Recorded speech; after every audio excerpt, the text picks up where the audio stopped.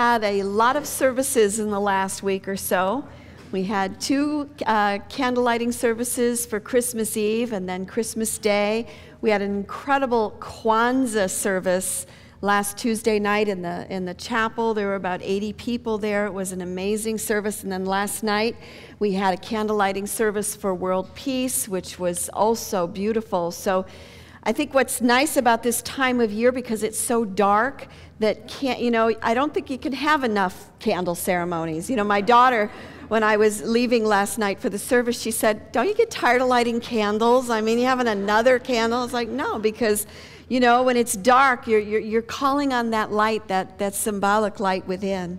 So that moves us to today, which is the first day of 2012. So we are welcoming in the new year. And normally, the first Sunday of the year, we always have the white stone ceremony. But because Sunday fell on January 1st this year, we're going to do the burning bowl, which is usually done the last Sunday in December. So we're going to do this today, and then next Sunday we'll be having the white stone ceremony. So what we're doing today is we're releasing and we're letting go. This is a wonderful time of year and a wonderful opportunity to look ahead into the future, to see what it is we want to call into our lives.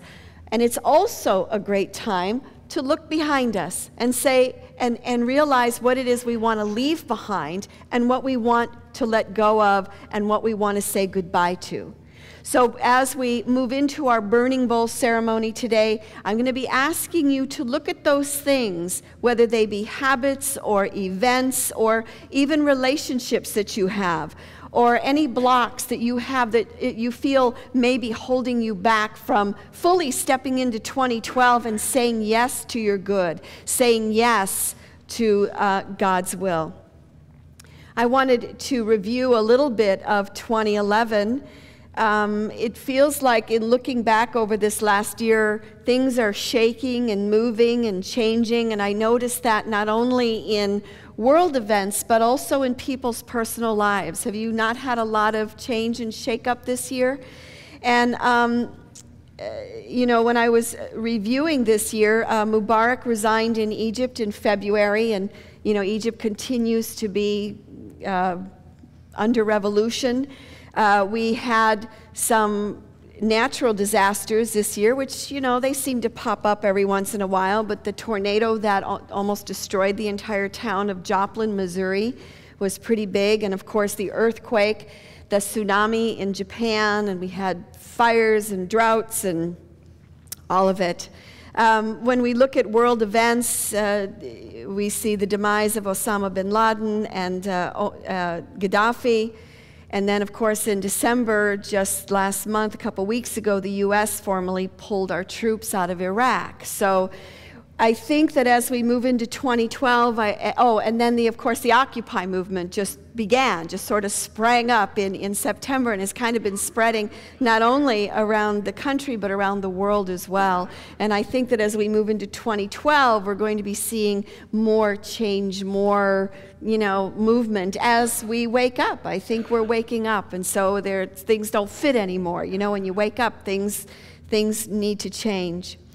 When I look at our community and the changes that we've experienced, and looking back, we've said goodbye to a couple of our members, to Megan and Chris Harper, who made their transitions.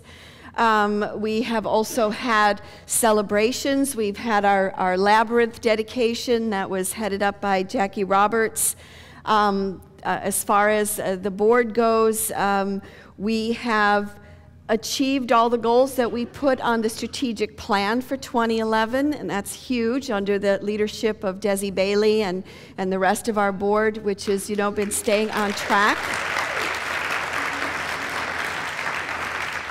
We had some challenges going into the year and had to release some people, and yet we worked really closely together with the community, and this year we exceeded our budget. In this economy,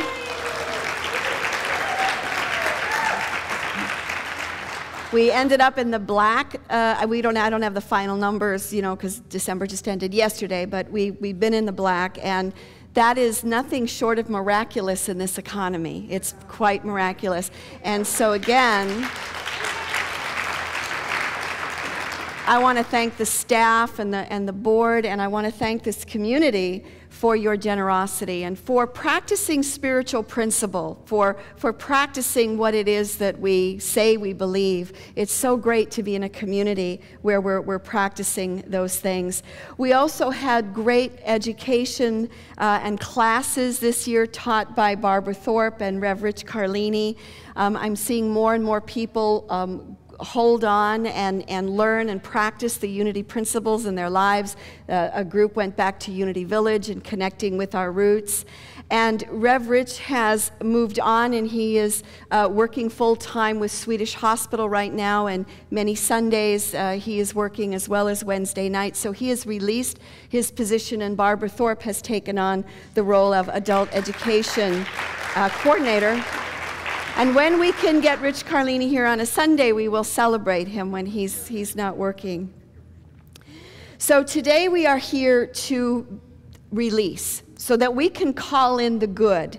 And truly, releasing is a spiritual principle. I want to share with you what Jesus said in the book of Luke, chapter 6, verse 38. We say it a lot during our offering, but he said, "Give and it will be given to you. A good measure pressed down, shaken together, and running over will be poured into your lap. For with the measure you use, it will be measured to you." So the principle basically says that whatever you give is what you will receive. The principle says that, and it seems counterintuitive, but the principle says that if there is something in your life that you are lacking, then that is what you need to give. So if we are lacking in friendships, then guess what? We need to be a friend. If we're lacking in love, we need to give love. If we're lacking in finances, we need to give finances. If we're lacking in, it applies time, then we give of our time. So it's a principle that seems backwards, but it's what Jesus talked about, and it's what we practice here in this ministry. So when I was in ministerial school, all this stuff was new to me, and the thing that I appreciated about Unity Ministerial School was that it wasn't just theory. So in other words, they didn't teach us or tell us how to pray. We had to actually pray. We didn't go through different principles and discuss them on an intellectual level. We were supposed to take these principles and live them in our lives. And I think that's what is unique about New Thought. And what I love about Unity is that we're sort of in a lab here together. And we know these principles, and it's like, I'm going to go out and try them and see if they work. And maybe they do sometimes, maybe they don't. Mostly they work. And when I was first practicing this, I had to tithe. It wasn't an option. It's like, okay, if you're going to teach this stuff, then you got to do it. So it's like, okay, I tried it, and I have been ever since. And one of the things that I've noticed, and it's actually from a song that we used to sing a lot in the 80s called "You Can't Beat God Giving," no matter how you try. And it's true. It's like the more that you give, the more that keeps coming to you. So when I was in ministerial school, and when this was new for me, I had to have speaking clothes. And I didn't have any. I think I had one outfit, because I had just come from a yoga ashram, and living in a yoga ashram, I really didn't have many possessions. I had almost nothing. So here I went. I also didn't have any money. So, I'm trying to work with these principles, but didn't have it. And so I thought, okay, so I need clothes. So even though I don't have a lot, I should start releasing even some of those things that I no longer appreciate that I have. So I did. Creating a vacuum, working with the principles. And literally about a week later, a woman, one of my classmates, came to me and she said, "I have a whole box of clothes here.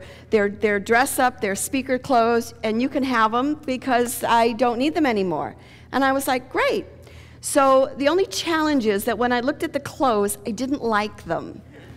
I didn't like any of them. They didn't fit right. They weren't me. And I'm thinking, okay, so I'm working with principle here, right? I mean, I made the room and then I receive, but I don't really want this. So am I going to appear to be ungrateful to the universe? But I thought, a principle's a principle. So I gave all those clothes away. I gave them all away. I'm like, they're not me, pass them on. And literally, another week passed, and another one of my classmates came to me, and she said, you know what? I have all these clothes, and I can't use them. Would you like them? And I said, yes. And they were perfect. They were the right size. They were the right style. They were exactly like they had been made for me. And it showed me then that this isn't just theory, that this is principle that we need to work with, no matter how mundane it may seem. So what is it that you need more of in your life? Because whatever it is that you need, guess what? That's where you need to give. Give, and it will be given to you. Good measure, pressed down, shaken together, and running over will be poured into your lap. I think that this principle applies to not just possessions and time and money, but it also is applicable to releasing old habits and thoughts that no longer serve us. And that's what we're doing with the burning bowl. So when we are willing to release those things that no longer serve us, whether they be, again, our habits, our relationships, events, whatever that may be, we're saying to God and we're saying to the universe, here, take it. I'm giving it to you. I'm handing it over. You can have it. And now I'm ready for my good. I'm ready for whatever the universe, whatever God has in store to give me. It is our way of shedding our old skin, like a snake does. We're shedding our skin so that we can make room for the new. And that's what the burning bowl service is all about.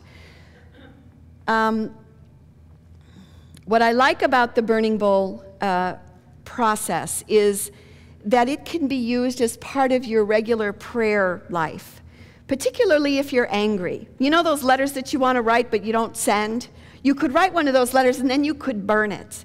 And Hypatia Hasbrook, who was the dean of the ministerial school when I was there, and she wrote the Handbook of Positive Prayer, said, never do a burning late at night because it'll keep you awake because of all the energy that is released. You know, you'll find you have all this energy and all this releasing. And